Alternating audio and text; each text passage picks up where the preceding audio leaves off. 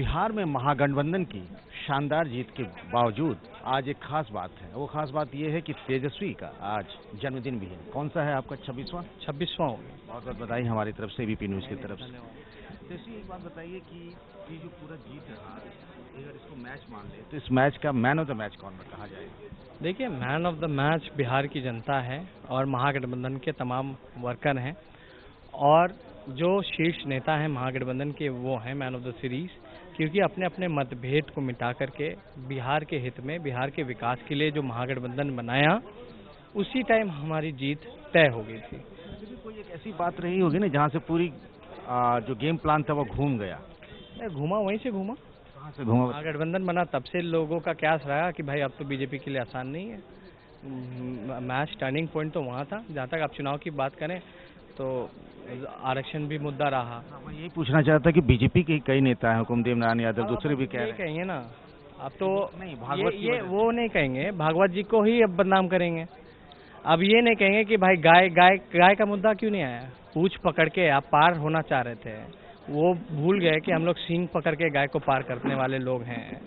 तो इसका जो मुद्दा, जो लोगों को जो कॉम्युनलाइज किया, और बिहार की जनता ने इतने चुनाव देखे इन 17 महीनों में, चाहे जम्मू कश्मीर का, हरियाणा का, महाराष्ट्र का, झारखंड का, लोकसभा का, सब जगह का चुनाव देखा। प्रधानमंत्री जी का वही भाषण, उसके बाद अमित शाह जी का जुमला। तो ये सारी चीज़ें बिहार के लोग पक चुके थे। भागवत की वजह से आपको कोई फायदा? प्रधानमंत्री जी को, अच्छा, मतलब प्रधानमंत्री जी का पोस्टर होर्डिंग लगाएं आप, टीवी में ऐड चलवाए प्रधानमंत्री जी अमित शाह जी का, रेडियो में चला है प्रधानमंत्री जी का, मन की बात करे प्रधानमंत्री जी, कैप्टन बने बिहार चुनाव के प्रधानमंत्री जी, अब बदनाम करे मोहन भागवत जी को। ये कहाँ का न्याय है? प्रधानमंत्री जी को जिम्मेदारी लेकर के हार स्वीकार करके बोलना चाहिए, मेरी जिम्मेदारी है, मेरे वजह से चुनाव हारी है पार्टी। अमित शाह जी बोले कि मेरे वजह से जाके चुनाव हारी है, ये उनको आकर के बोलना चाहिए। आप जो हकीकत है वो बयान करने में क्या दिक्कत है? ये बताइए कि लालू जी का वो आरक्षण का कार्ड या फिर नीतीश जी का विकास का चेहरा?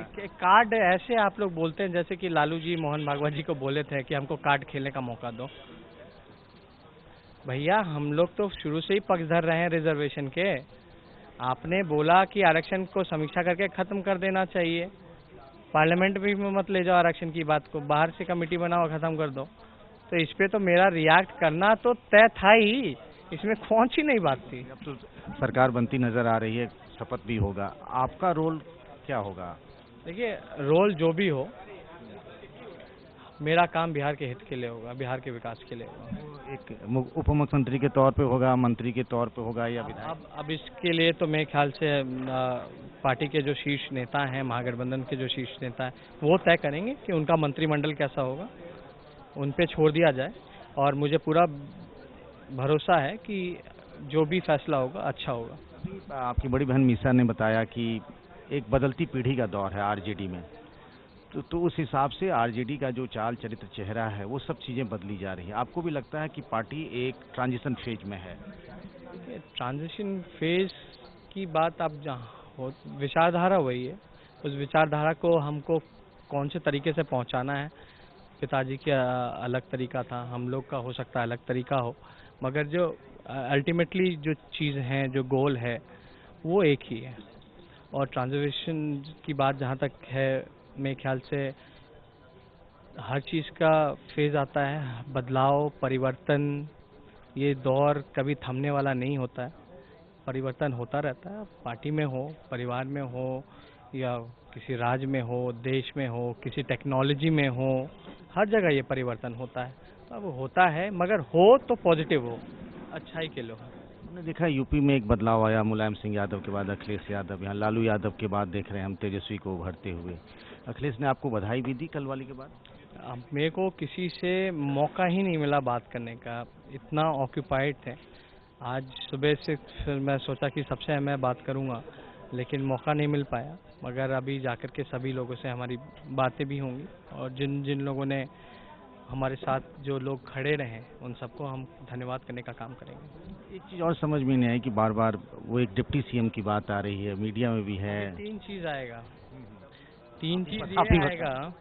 कि बिहार में अभी जिस हिसाब से जो कह रहे हैं लोग, मार्केटिंग एक्सपर्ट को आगे करके, कि लालू जी के वजह से इंडस्ट्री अब नहीं जाएगी, सेंसेक्स डाउन हो गया। पहली बात।